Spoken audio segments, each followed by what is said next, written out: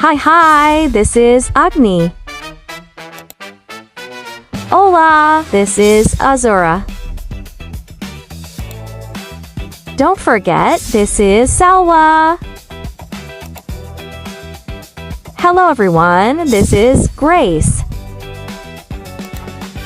The cute one is Isma. And the last one is Kania. Menurut Sri Hayati, lingkungan merupakan suatu kesatuan di antara suatu ruangan dan semua benda, serta keadaan makhluk hidup yang ada di ruangan tersebut.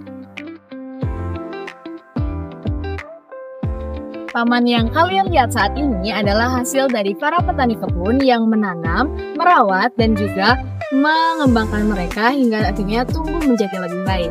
Hal ini juga bisa diibaratkan sebagai lingkungan pendidikan, di mana para petani kebun tersebut adalah pendidik yang merawat dan juga mengembangkan potensi anaknya.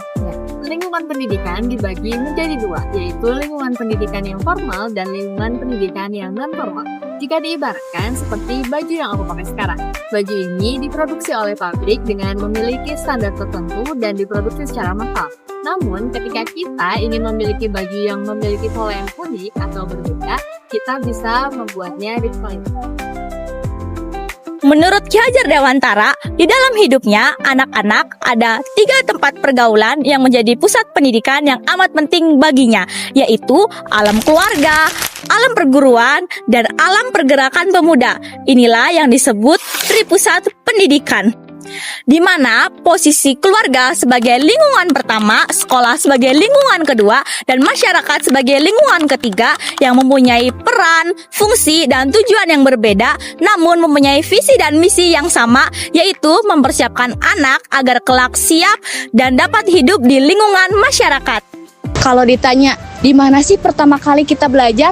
Jawabannya, bukan di gedung sekolah, bukan di tempat kursus, tapi di rumah. Ya, betul, keluarga. Keluarga adalah pusat pendidikan pertama dan utama yang ada dalam kehidupan seorang anak. Sejak lahir, anak sudah mulai sekolah.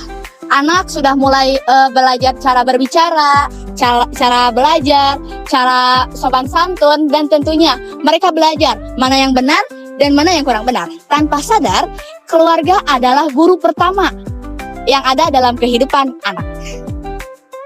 Pendidikan dalam keluarga bukan hanya sekedar belajar cara menghitung, cara membaca, dan cara menulis, tetapi ada yang paling utama.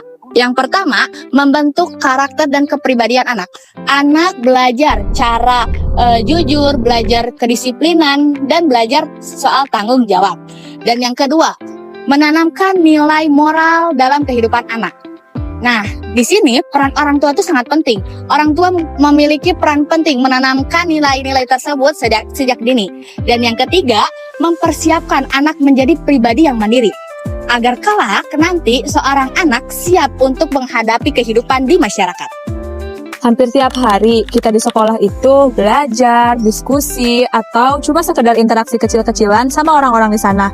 Tapi kalian tahu nggak sih arti sebenarnya dari sekolah itu apa?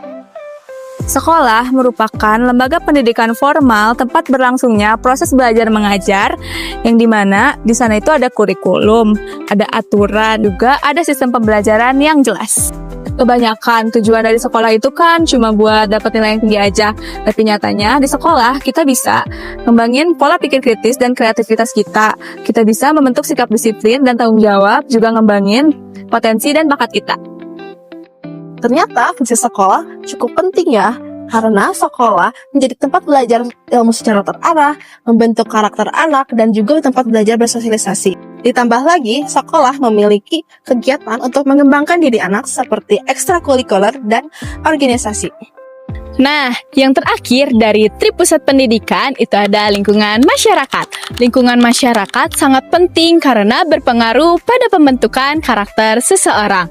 Lingkungan masyarakat yang baik maka akan menghasilkan karakter yang baik pula. Sebaliknya, jika lingkungannya toksik maka akan menghasilkan karakter yang buruk. Tapi, kalian tahu nggak sih apa itu masyarakat? Masyarakat mencakup sekelompok orang yang saling berinteraksi, saling tergantung, dan terikat pada nilai dan norma yang mereka patuhi bersama. ada 3 fungsi pendidikan di masyarakat.